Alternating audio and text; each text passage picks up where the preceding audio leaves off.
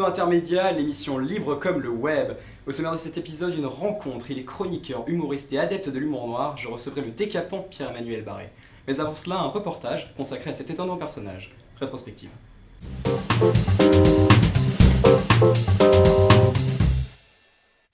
Pierre-Emmanuel Barré, c'est ce géant aux cheveux grisonnants. Avec son mètre 90 et son humour noir, il parcourt les planches, les studios et les plateaux télé. L'humour, Pierre-Emmanuel n'y a pas pensé tout de suite, il étudie d'abord la biologie puis quitte les bancs de l'école pour s'adonner au théâtre et rejoint les cours Florent. Il y fera ses premiers pas et commencera à toucher Molière et Hugo en passant par Shakespeare. Il travaille sur le répertoire classique pendant un temps, mais c'est dans un style plus moderne qu'il se plaît. Rapidement, il se met à écrire, ses premiers textes sortent. Un premier one-man show en 2007, puis avec Bruno Osler une pièce, Full Metal Molière, qui devrait être remboursée par la sécu tellement ça fait du bien, selon les dires. Un deuxième one-man sort bientôt, en 2011, Pierre-Emmanuel est un sale con, le succès est retentissant. Armé de sa tronçonneuse, PEB décortique les méandres de notre société en taclant amoureusement ses protagonistes. Il officiera même durant le Point-Virgule Fellow Olympia où il sera maître de cérémonie. De 2012 à 2014, il est chroniqueur sur France Inter dans l'émission On va tous y passer. Sur Canal+, il officie aussi en tant que désherbant sur le plateau de la nouvelle édition. Ne vous attendez pas à ce qu'on diffuse les images, on n'a pas eu les droits et on risque de payer cher si on diffuse. Vous l'aurez compris, à côté de son humour, un béret basque paraîtra blanc. Expert en tout, chroniqueur de talent sur France Inter et Canal+, humoriste de qualité au point-virgule. C'est ainsi qu'il se définit sur son compte Twitter. Je reçois aujourd'hui un sarcastique du petit écran. Bonjour Pierre-Emmanuel Barré. Salut, très belle chemise, magnifique. Merci. Magnifique, Marie Gilbert Carpentier, 1980, j'aime beaucoup le style. Je voulais savoir, monsieur Barré, pour commencer, comment tu es arrivé à admirer la rime, à faire rire les gens. Petit déjà, tu y pensais ? Petit déjà, c'est français, j'aime bien. Non, pas du tout. C'est ce que je te disais, ce que je t'expliquais un petit peu tout à l'heure. C'est que pour baiser, c'est les abdos ou être rigolo. Et comme je déteste le sport, ça me fait vomir et puis ça me fait chier. Je préfère mourir que courir pour attraper un bus. T'as étudié la biologie pendant 2 ans, t'as tout plaqué, t'es passé au cours Florent pour étudier le théâtre. Pourquoi ? Parce que c'est beaucoup moins chiant que la biologie. Et que c'est une filière en plus où il y a plein de meufs et que c'est censé baiser dans tous les sens, mais en fait c'est une vaste supercherie, il n'y a pas de partouze, il n'y a pas de cocaïne et tout ça, j'ai été très déçu en arrivant là-bas. J'ai failli retourner en bio. Qu'est-ce que tu as expérimenté au cours Florent ? Le sexe anal. Non, qu'est-ce que j'ai expérimenté ? Des trucs, plein de trucs, j'ai fait un peu de classique, un peu de contemporain, et puis, enfin comme tout le monde, quoi, on passait des scènes, on apprenait un peu à jouer, et puis... un peu, hein, parce que c'est surtout sur le tac que t'apprends les trucs. Beaucoup plus qu'à l'école, surtout au cours Florent. Tu es arrivé sur France Inter, Canal+, notamment, comme chroniqueur. Qu'est-ce qui t'a propulsé dans les médias ? Sur France Inter, j'ai fait un casting. Qui était organisé pour l'émission de Frédéric Lopez. Et ça s'est bien passé. J'avais fait un portrait de Benjamin Biolay, qui n'était pas très sympathique. Et ils m'ont demandé de faire des portraits après, mais en fait ça m'a rapidement emmerdé. Et du coup j'ai commencé à faire un peu d'actu sur France Inter et sur Canal+. Il se trouve qu'ils écoutent beaucoup France Inter et du coup ils m'ont proposé de passer le casting pour l'émission de Canal+. Donc t'es passé à la nouvelle édition. L'an dernier on te voyait chaque midi vers 13h pour une chronique décapante et noire comme le charbon. Il y en avait des dégueulasses aussi, qui n'étaient pas... Et alors là, cette année, on te voit que le vendredi. Pourquoi ? Parce que c'était l'objectif final. Je voulais passer un an comme ça à séduire la ménagère. Et là, maintenant, je garde un peu de temps pour baiser sa fille. Tout simplement. Alors du coup, Canal+, on le sait, c'est une grande chaîne publique. Est-ce qu'il t'est déjà arrivé de t'auto-censurer pour rester dans une limite politiquement correcte ? C'est privé. C'est une chaîne privée. C'est une chaîne privée, mais ça reste quand même... une grande chaîne. Est-ce qu'il m'arrive de m'auto-censurer ? En fait, je me censure si c'est pas assez drôle. Je pense que à peu près tout peut passer si c'est drôle, mais bon, si les gens sont gênés avant de rigoler et que ça jette un froid, c'est pas l'objectif. Il faut que ce soit marrant. Sinon c'est raté. C'est quand même l'objectif principal. Justement, qu'est-ce que tu ressens avant de rentrer sur le plateau ou en studio ? Je suis stressé, je vomis, je tremble et je dois me masturber au moins 3 ou 4 fois. On parle de tout ça, mais pour ceux qui ne te connaissent pas, je propose qu'on regarde la bande-annonce de ton spectacle. Formidable, allons-y. Pierre-Emmanuel Barré est un sale con. Un spectacle de qualité, tout à fait. Je suis pas noir, pas juif, pas arabe, pas homosexuel, pas handicapé, pas croyant. Ouf. Le spectacle s'appelle Pierre-Emmanuel est un sale con. Je ne voulais pas prendre le spectateur en traître. Pierre-Emmanuel chante la vie, ça n'attire pas le même public. On ne rembourse plus, vous voulez partir, trop tard. Est-ce que vous aimez la sodomie? Il y a très peu d'athées extrémistes. Très peu de gens qui rentrent dans un café avec une ceinture d'explosifs, qui crient « Dieu n'existe pas !» Bam. C'est comme si Jean-Marie Le Pen allait voir Avatar en 3D, quoi. Je ne comprends pas, ça ne fonctionne. C'est une blague d'opticien. Admettons-le, c'est un très bon spectacle. On n'avait pas autant ri depuis Nuit et brouillard. Et depuis trop longtemps, on fustige les terroristes pour leur manque de savoir-vivre et leur cruauté. Mais est-ce que c'est pas grâce à eux et à l'instauration du plan Vigipirate que nos clochards, à nous, disposent maintenant de poubelles transparentes qui leur facilitent considérablement la fouille? Nous reparlerons, Pardon, quelle extraordinaire bande-annonce. Très bon spectacle, vraiment. nous reparlerons un peu plus tard de ton spectacle. Avant ça, on va parler un peu de ton humour. Définitivement, c'est dans l'humour noir et caustique que tu te plais. Pourquoi? Parce que moi je fais les trucs qui me font marrer, en fait, je fais les trucs qui me font rigoler. C'est vrai que j'aime bien l'humour noir, j'aime bien l'humour absurde, et du coup instinctivement on va vers les styles qui nous font le plus marrer, sauf si on veut de la thune, ou à ce moment-là on fait de la grosse merde commerciale, on en connaît. Et dans ton spectacle, et tes chroniques d'ailleurs, tu te moques fréquemment du société entre guillemets de base. Qu'est-ce que tu penses de la société actuelle? Plus de la base des Français, le mec en groupe, individuellement non, ils sont sympas. Et la société, bon, on n'est pas, c'est pas la fête. Il suffit de sortir, hein. Tu vois, on peut sortir dans la rue, tu vas voir, c'est un peu craignos. Dans les médias, tu cites tes mentors de Dieudonné à Desproges, en passant par Dupontel. Tu parles de 10 mentors, pourquoi eux? De 10 mentors? 10 mentors. 10 mentors, putain, attends. C'est France Inter qui dit ça. Automatiquement, c'est qu'il y a un truc. C'est eux qui ont dit ça? Putain, les salauds, tu vois, ils ont menti encore une fois. Non, 10, je pense qu'à un moment, on a dû demander d'en citer 10. Mais non, il y en a plein que j'aime bien, effectivement. Enfin, il y en a plein que j'aime bien. Je suis plus avec les Américains et les Anglais, qui sont vraiment super forts. D'autant que beaucoup de spectacles français sont directement traduits des Américains et des Anglais, ce qui est la preuve que c'est qualitatif. Et sinon, non, Dupontel, des proches Dieudonné, ils sont très bons. Parmi les Français, Chris Esquer qui est génial aussi. Il y en a plein. En français, il y en a un peu moins que j'aime. On est sur la bonne voie. On va parler un petit peu de l'affaire Dieudonné. Qu'est-ce que tu penses de tout ça? Pas grand-chose. De l'affaire Dieudonné en particulier. Quoi en particulier? Je sais pas, Manuel Valls, cette censure de ce spectacle, Le Mur par exemple. Ah bah de toute façon, je trouve que la censure d'un spectacle, je trouve ça complètement ridicule. Tu peux pas interdire des propos a priori. Je veux dire, s'il dit un truc condamnable, tu le condamnes, mais tu peux pas interdire un truc parce qu'il va peut-être dire quelque chose de condamnable. C'est ridicule, ça n'a aucun sens.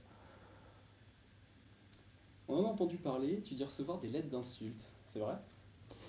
Oui, j'en ai quelques-unes. J'ai une petite connexion à Canal+, je les mets comme ça sur le côté de mon bureau. Je les affichais l'année dernière, mais j'ai été obligé de toutes les enlever. Je les garde. J'en ai pas énormément, parce que malheureusement, les gens n'écrivent plus beaucoup de lettres, donc du coup, c'est surtout des mails, et c'est moins de souvenirs. C'est dommage. Je suis triste. Du coup, tu les gardes en souvenir? Je fais des copier-coller, je garde les meilleurs. Il y en a des très très bons. Mais je n'y réponds jamais parce que ça leur fait trop plaisir. Manuel Valls. Oui, dis donc, tu l'aimes bien? Ah, je l'aime beaucoup. Un grand ami, n'est-ce pas? Je l'aime bien, ouais, il est sympathique. Il est sympathique. On sent qu'il est brimé, si tu veux, on sent il transpire, il est tout rouge quand il parle. On sent vraiment qu'il a été battu quand il était petit par ses camarades de classe. On sent qu'il a un souci psychologique, clairement. À ce point? Ah oui, à mon avis, il est assez dangereux. Dans tes chroniques, tu utilises l'autodérision à foison. Tu es capable de dire un jour que ta main droite est ta partenaire depuis 3 ans, et le lendemain, que tu as expérimenté le sexe anal avec ta femme. Oui, c'était elle qui m'enculait dans la chronique. C'est important de le préciser, parce que sinon elle va être hachée. C'est une volonté de ne pas mêler justement vie privée et vie sur scène? Je mêle jamais, non, tout ce que je dis dans les chroniques, heureusement, c'est pas de la vie privée, parce que sinon ça fait longtemps que je serai en tôle. Non, je fais rarement enfin, il m'arrive de m'inspirer de trucs qui me sont arrivés. Je fais une très belle chronique sur la constipation d'ailleurs, mais globalement, non, je mélange pas les deux. Et heureusement pour la maman de ma femme, ma maman et toute ma famille dans son ensemble. Ils apprécient ce que tu fais? Oui, ils aiment bien. Pas tous, mais il y en a qui aiment bien. Ouais. Des textes décalés qui soulignent avec cruauté l'absurdité de notre société politiquement correcte. Quelle a été votre volonté à travers ce spectacle? Quelle a été ta volonté d'ailleurs? On parle de Pierre-Emmanuel Barré est un sale con. Alors, avec le spectacle, moi je voulais un truc un peu intemporel, parce que c'est vrai que c'est pas du tout le même boulot que les chroniques. C'est un truc qui doit pouvoir tourner pendant 3-4 ans, donc il n'y a pas d'actualité, même s'il y a des trucs de société. C'est un humour, c'est pas du tout politique. Mon spectacle, il est pas spécialement politique, un petit peu. Il y a des petits trucs politiques que je me sens un peu obligé de dire, mais c'est surtout sur la société d'une manière générale, et puis sur les extrêmes de cette société. Tu es également présent sur scène, nous le disions, pour Full Metal Molière, avec Bruno Osler et Sébastien Chartier. Tout à fait, qui est tout petit, il est tout mignon. Il est pédé lui aussi? On sait pas. On sait pas. Sur une mise en scène de Patrick Mazet, où je cite, 2 acteurs ratés prennent en otage tout un théâtre pour infliger aux spectateurs une version très spéciale du malade imaginaire. Quelle a été votre volonté commune à travers ce spectacle? Alors, on n'avait pas vraiment de volonté, parce que c'est écrit intégralement sous psychotrope. Il n'y a aucune ligne du spectacle qui n'a pas été écrite sous psychotrope. On n'avait pas de boulot. On sortait des cours Florent, et comme tout le monde, on était au chômage. Et après, on a fait quelques trucs chacun. Bruno a fait un peu de télé, un peu de pub, un peu de cinéma. Moi, j'ai fait un peu de théâtre. Et puis après, on n'avait pas de taf. Et donc, du coup, on a décidé d'écrire nos textes, d'écrire nos propres textes. Et on est parti. En quelques mois, on a écrit la pièce, et qui a super bien marché. Ça fait la 5e année qu'on la tourne. Et ça se passe toujours aussi bien. Donc, on est très contents. Hop, je touche du bois. Regarde. Putain, du bois de Seine en plus. Paf, ça c'est du bois d'arbre. C'est pas du bois d'homosexuel. Hein, désolé, pardon. C'est pas pour te chambrer. Pierre-Emmanuel Barré, c'est maintenant le moment de l'instant pivot. On va rendre hommage à ce cher Bernard Pivot et son émission Bouillon de culture.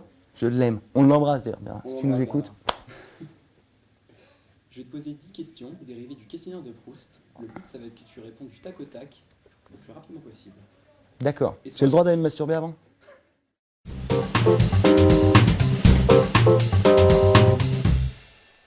Pierre-Emmanuel Barré, ton mot préféré? Alors, pas spécialement de mot. Soudain, peut-être soudain. Soudain, genre soudain, il arrivera, tu vois. Et il se passe quelque chose derrière. Ça génère une. Toujours tranché. Voilà. Donc. Ton mot détesté? Des phrases, peut-être au jour d'aujourd'hui, par exemple. Les gens qui font ça, je les tue en général. Ça m'est arrivé 2 ou 3 fois d'égorger des gens pour ça. Et comme il n'y a pas vraiment de mobile, tu vois, je ne le fais pas devant les caméras, hein. Je ne suis pas stupide, là, ça laisserait une preuve. Comme il n'y a pas de mobile, du coup, je mentirai à chaque fois. La drogue que tu consommes le plus? Plusieurs, l'alcool ou cannabis. Pour bosser, plutôt du cannabis. Avant de rentrer sur scène Avant de rentrer sur scène, quelques petits verres. Attends, on n'est pas là pour déconner. Le son que tu aimes? Le son que j'aime, le bruit de ma cafetière, qui est très sympathique. Ça fait blablabla comme ça. On dirait qu'elle se fait doigter, c'est dégueulasse. Ton juron, insulte favori? Enculé, j'aime bien enculé. Enculé, c'est simple, c'est efficace, c'est sobre, c'est droit au but. Enculé, ça marche. Ça fait mouche, enculé. Regarde, enculé, tu vois, ça marche bien. Parfait. Qui pourrait illustrer un nouveau billet de banque? Gad Elmaleh. Gad Elmaleh, il était très bien avec sa pub pour LCL, et puis avec son exil fiscal à Monaco, il était bien. Il sera ravi d'être dessus. Ton métier de rêve? Assistant personnel d'Emilia Clarke. Le métier que tu ne ferais jamais, que tu n'aurais jamais fait? Assistant personnel de Nadine Morano, par exemple.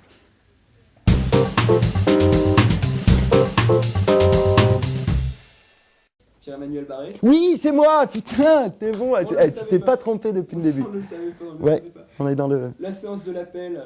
La séance de l'appel. Alors, effectivement, j'ai vu que tu m'avais demandé d'appeler Badou, mais tu n'es pas sans savoir qu'il est arabe. Hein, donc, j'ai choisi de ne pas l'appeler. Tu m'avais demandé également Ophélie Meunier, mais il se trouve qu'il y a une ordonnance du juge hein, qui m'interdit de l'appeler. Voilà. Donc, j'appelle un ami qui s'appelle Bruno Osler, qui est formidable, tu vas voir. Il est très très beau. Hein, il est peut-être un peu pédé sur les bords, mais il est magnifique. Bruno, ma poule, ça va ? Écoute, je t'appelais parce que je suis avec Victor Génaud, qui est un type, il faudrait absolument que tu viennes voir ça. Il a une chemise de chez Mariti et Gilbert Carpentier. Il nous vient tout droit des années 80. Si ça se trouve, il a un kawaii dans son coffre. Ouais. Eh ben écoute, tu passes, là on est au point virgule, on fait une émission comme ça, il y a des caméras et des micros, tu fais un truc une émission quoi. Donc viens et puis comme ça on va faire des bêtises. On va se frotter le sexe. On fera des bisous esquimaux avec la bite. Je t'embrasse ma poule. Bon il arrive, vous allez voir, il est très beau. Il est très très beau. Physiquement c'est une réussite. Sa mère est très contente. Sa mère est très contente, son père est très content. Je suis très content de sa mère également. Eh ben on l'attend de ce pas alors. 10 minutes plus tard, Bruno Osler nous rejoint sur ce plateau. Et tu vas voir, il est beau, je ne t'ai pas menti. Je ne t'ai pas Ah, menti. j'ai hâte. Bruno Osler sur le plateau d'Intermédiaire. Bravo! Bravo! Il est extraordinaire! Bravo! Putain, je t'attendais avec impatience, ma poule. Check, ça va bien gros. Ça bébé? Regarde sa chemise, je t'ai pas menti. Oh nom de Dieu! Ouais, C'est pas un jour. Bruno Osler. Et au début, il avait une veste rose au début, on a réussi à l'empêcher de la c'est mettre. terrible. Ouais, on l'a maîtrisé. C'est sympa les petits dessins sur le col comme ça. C'est Bah c'est c'est... un petit kitsch. c'est 13 années 80, c'est très beau. Mm. Très beau. Tu es beau. Il a un kawaii dans son coffre. Ouais? Ouais. Ah, tu es beau. Je n'ai pas de coffre. Ça va? En sachant que dans le tien, il y a peut-être Ophélie Meunier. Non, bah non, tu rigoles. Ou Non, ça- enfant, c'est Ou pas. celui d'avant. Ça se garde en vie, ça se garde en vie. Full Metal Molière. Oui. Parlez-nous un peu de ce spectacle. Bah écoute, c'est... Pareil, nous en a déjà un peu parlé, mais. Donc, j'ai parlé des psychotropes, je nous ai Tout à balancé. fait, tout à fait. C'est le meilleur spectacle d'Europe. Hein. C'est ce qui se fait de mieux actuellement sur la capitale. On part prochainement d'ailleurs, on va arrêter, ça va être repris à Broadway. Ça va être repris à Broadway, effectivement. Là, il est question probablement qu'on fasse Full Metal Shakespeare. On a Brad Pitt et George Clooney qui sont sur le coup pour reprendre nos rôles. Donc ça va être moins bien. Ça sera Ça un va peu être moins bien, totalement. donc En fait, vaut mieux venir maintenant, ouais. Tout de suite. Bah, il vaut mieux venir voir les originaux tout de suite maintenant, actuellement. Quoi. Avant que ce soit dénaturé, quoi. Avant que ce soit dimanche, dénaturé. à 17h au point C'est virgule. tous les dimanches à 17h au point virgule, c'est le meilleur spectacle d'Europe. Effectivement, c'est une pièce totalement écrite sous psychotrope. Et on masturbe les spectateurs en plus, à qui ça n'a Oui, pas plu. oui, Ouais, ouais. oui. Et naturellement, alors il se dit aussi que si jamais le spectacle ne vous plaît pas, moi personnellement, je suis capable de venir faire le ménage chez toi, par exemple. On refait les appartements à neuf également. Oui. Des gens qui viennent se plaindre, on refait peinture, papier peint plombré, électricité, chauffage, salle de bain, parquet stratifié, parquet flottant, parquet vitrifié. On fait le moquette, linoléum également. Enfin, on refait les appartements à neuf. Ouais. Magnifique. Ah bah c'est, bah, on est là pour ça. Ouais, on est là On pour fait ça. le tour de France en camionnette avec tout le matos, c'est un enfer. Pierre-Emmanuel Barré me racontait que vous aviez eu carrément des difficultés financières après avoir écrit Full Metal Molière. Après Non, avant. non, c'est pas ce que Avant. je disais, c'est Avant, avant. ouais. Ouais. Avant, Oui, mais après, depuis le début, ouais, il est... joué. Après, j'ai même débat. Il est un peu fou. On a de l'oseille maintenant. Méfie-toi parce qu'il est instable comme type, hein, il est instable. Hein. Il peut me frapper au visage. Ah, Tout depuis à la gorge. le début, il fait des Ouais. trucs comme ça, ouais. Ouais. Bah t'as eu sa chemise. Hein. Pierre-Emmanuel Barré, Bruno Osler, merci d'avoir été sur le plateau d'Intermédiaire pour cette première émission. On espère vous revoir bientôt parmi nous. Bah, avec plaisir, merci à toi, ouais. J'espère que vous avez apprécié cette petite intermède. Très sympa. Très sympa, je vais aller manger des frites. Ouais, moi je vais aller acheter une chemise pareille. Ouais. Je sens que je vais pécho. Merci d'avoir été parmi nous. À bientôt. Et à la Merci prochaine. beaucoup, à la prochaine. Allez, Allez hop, allons-y parce que c'est pas... à toi de jouer ma poule. Putain, t'as vu comment on saute comme ça, comme on est majestueux? C'est incroyable ça. La dernière fois que j'ai été aussi majestueux, c'était en 1995 et je crois que c'était avec ma mère. Ouais.